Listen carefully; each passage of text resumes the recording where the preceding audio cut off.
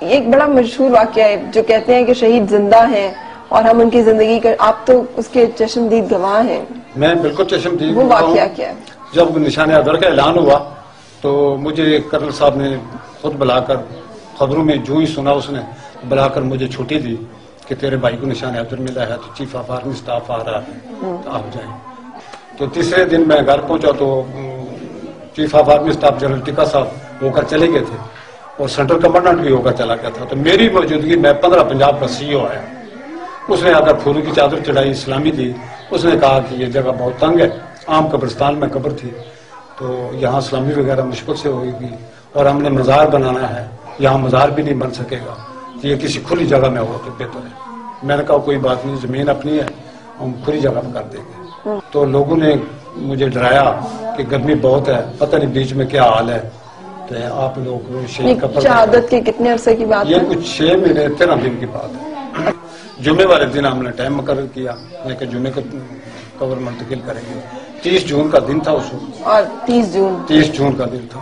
اور ہمارے قبرستان کے چاروں طرف اتنی سخت دھوپ تھی جس کا کوئی اندازہ نہیں. مگر جب ہم قبر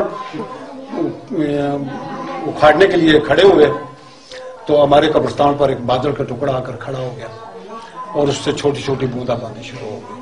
باقی چاروں طرف دھوپ تھی مگر ہمارے قبرستان پر سایہ تھا. جب مٹی ہٹائی تو اتنی پیاری خوشبو آئی اس سے کہ میرا خیال اس سے پہلے بھی ہم نے نہیں دیکھی، تو اس کے بعد بھی ہمیں محسوس نہیں ہوئی. اور جب وہ صندوق کو اٹھانے لگے تو نیچے میں نے ہاتھ ڈالا تو یہ ہاتھ میرا پورا خون سے لت پت ہو گیا تھا. نیچے خون کا مطلب ہے اتنی ساری جگہ پر خون تھا. صندوق باہر نکالا، چرپائی پر رکھا. پہلے پروگرام یہ تھا کہ جو ہی صندوق نکالیں گے تو دوسری قبر میں منتقل کر دیں گے. اور جب خوشبو آئی تو پھر سارے دلیر ہو گئے. چرپائی پر رکھی تو اس میں وہ خون کے قطرے گرنے شروع ہو گئے چرپائی پر. مجھے کسی نے کہا کہ چرپائی پر خون گر رہا ہے. میں نے گھر سے پلیٹ منگا کر اس کے نیچے رکھی اور دفنانے تک کو میرا خیال 10-12 قطرے خون کے اس میں گرے ہیں جو بالکل تازہ خون تھا اور وہی ہم نے ساتھ ہی منتقل کر دیے قبر میں ہی. پھر میں نے حاجی صاحب سے ریکویسٹ کی کہ میں نے کہا کہ میں اس وقت حاضر نہیں تھا تو میں چہرہ مبارک دیکھنا چاہتا ہوں. تو انہوں نے مجھے اجازت دی. میں نے چہرہ مبارک دیکھا تو اس وقت 2.5-3 انچ داڑھی بڑی ہوئی تھی. حالانکہ جس وقت شہید ہوئے شیب تازی ہوئی تھی ان کی.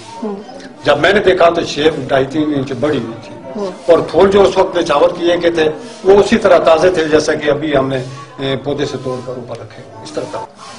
اور پھر آپ نے دوبارہ شہید کو یہاں پہ شفٹ کیا؟ یہاں پر شفٹ کیا شہید کو دوبارہ. اور یہاں پر یہ تو بڑی ایک ایمانی کیفیت کہ آپ نے اپنی آنکھوں سے دیکھا، اللہ تعالیٰ نے آپ کو اپنی. میں نے اپنی آنکھوں سے دیکھا اور بالکل شیب بڑی تھی، تر و تازے پھول تھے، خون جاری تھا.